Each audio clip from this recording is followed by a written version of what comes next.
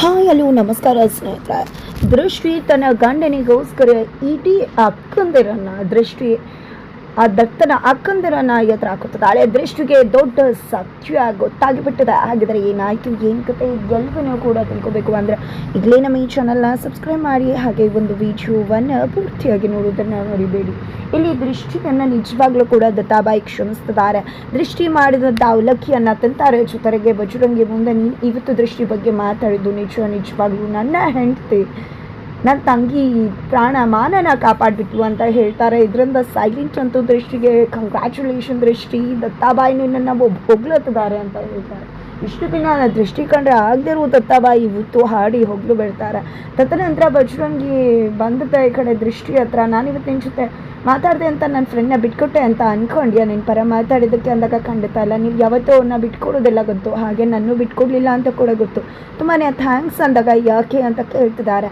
ಅದು ನನ್ನ ಕಾಪಾಡಿದ್ದಕ್ಕೆ ಥ್ಯಾಂಕ್ಸ್ ಅಂತ ಹೇಳ್ತಿಲ್ಲ, ನೀವು ಹೇಮಮ್ಮ ಅವ್ರನ್ನ ನಿಜವಾಗ್ಲೂ ಕೂಡ ಅವ್ರು ಪ್ರೀತಿ ಮಾಡ್ತೀನಿ ಅಂದಾಗ ಇಲ್ಲ ಅಂತ ಹೇಳಿದ್ರಲ್ವ, ಅದಕ್ಕೋಸ್ಕರ ಅಂದ ತಕ್ಷಣ ಈ ಕಡೆ ಶಾಕ್ ಆಗುತ್ತೆ ಬಜರಂಗಿಗೆ. ಹೌದು, ನನಗೆ ಎಲ್ಲ ವಿಷಯ ಗೊತ್ತಿದೆ ಅಣ್ಣ, ನಾನು ಎಲ್ಲವನ್ನ ಕೂಡ ಕೇಳಿಸ್ಕೊಂಡೆ, ಆದರೆ ನಿಮಗೆ ಗೊತ್ತಾಗಲಿಲ್ಲ ಅಷ್ಟೇ ಅಂದಾಗ ನಿಜವಾಗ್ಲೂ ನೀವು ಎಲ್ಲಿ ಚಿವಿಟ್ಬೇಕೋ ಅಲ್ಲೇ ಚಿವಿಟ್ ಹಾಕಿದ್ರ, ನಿಜವಾಗ್ಲೂ ನಿಮ್ಮ ಬಗ್ಗೆ ನನಗೆ ಗ್ರೀಟ್ ಫೀಲ್ ಆಗ್ತದೆ ಅಂತ ಹೇಳಿದಾಗ, ಈ ವಿಷಯ ಯಾವುದೇ ಕಾರಣಕ್ಕೂ ದತ್ತಂಗೆ ಹೇಳ್ತೀಯ ನೀನು ಅಂದಾಗ, ನಾನು ಯಾಕೆ ಹೇಳಿ, ಚಾಡಿ ಹೇಳಿ ನಿಮ್ಮಿಬ್ಬರ ಸಂಬಂಧನ ಹಾಳು ಮಾಡಲಿ.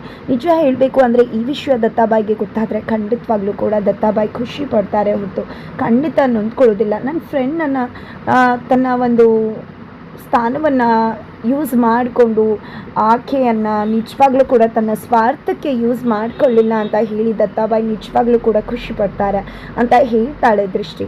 ಇದರಿಂದಾಗಿ ನಿಜವಾಗ್ಲೂ ಕೂಡ ಬಜರಂಗಿಗೆ ದೃಷ್ಟಿ ಬಗ್ಗೆ ಇರೋ ಒಪಿನಿಯನ್, ಒಂದು ಒಳ್ಳೆ ಭಾವ ಮತ್ತಷ್ಟು ಜಾಸ್ತಿ ಆಗುತ್ತೆ. ತದನಂತರ ಮನೆಗೆ ಬರ್ತಿದ್ದಾಗೆ ರಾಜು ಕೂಗಾಡ್ತಿರ್ತಾನೆ. ಯಾಕೆ ಏನು ಅಂತ ಕೇಳಿದಾಗ ಅಲ್ಲಿ ಅವ್ರ ತಂದೆಗೆ ಹುಷಾರಿರೋದಿಲ್ಲ, ಜ್ವರ ಬಂದಿರುತ್ತೆ. ಅಲ್ಲಿ ಹೇಮವರ ಗಂಡ ಸುದರ್ಶನ ಇವರನ್ನ ಮತ್ತು ಇನ್ನೊಬ್ಬರನ್ನ ಇಡೀ ಒಂದು ಲಾರಿನ ಅನ್ಲೋಡ್ ಮಾಡಿಸಿದ್ದಾರೆ. ಅದರಿಂದಾಗಿ ಅವ್ರಿಗೆ ತುಂಬ ಸುಸ್ತಾಗಿದೆ. ಇಬ್ಬರ ಕೈಯಲ್ಲಿ ಇಡೀ ಒಂದು ಲಾರಿನ ಅನ್ಲೋಡ್ ಮಾಡಿಸಿದ್ದಾಳೆ ಅಂತ.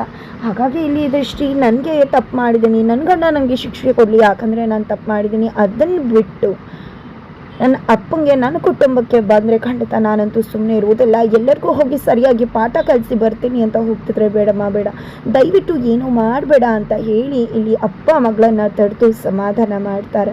ಜೊತೆಗೆ ಅಚ್ಚುನಮ್ಮ ಅವ್ರು ಕೂಡ ಹೌದು ದೃಷ್ಟಿ ಎಲ್ಲ ಸರಿ ಹೋಗುತ್ತೆ ಅಂತ ಕೂಡ ಹೇಳ್ತಾರೆ. ನಂತರ ಈ ಕಡೆ ದೃಷ್ಟಿ ಒಂದು ಪ್ಲ್ಯಾನ್ ಮಾಡ್ಕೊಂಡಿದ್ದಾಳೆ, ಎಲ್ಲರಿಗೂ ಕೂಡ ಲೆಟರ್ ಬರೆದಿದ್ದಾಳೆ. ಬಟ್ ಲೆಟರ್ ಬರೆದಿರೋದು ನೇತ್ರಾಗೆ ಶರು ಇಲ್ಲಿ ಮಾತಾಡೋಕ್ಕಾಗಲ್ಲ, ಹೊರಗಡೆ ಸಿಗೋಣ ಬಾ ಅಂತ ಲೆಚ್ಚರ್ ಬರ್ತಿದ್ದಾಳೆ. ಹೇಮಾಗೂ ಕೂಡ ಇಲ್ಲಿ ಮಾತಾಡೋಕ್ಕಾಗಲ್ಲ, ಸಿಗೋಣ ಬಾ ಅಂತ ಹೇಳಿ ಲೆಚ್ಚರ್ ಬರ್ತಿದ್ದಾಳೆ.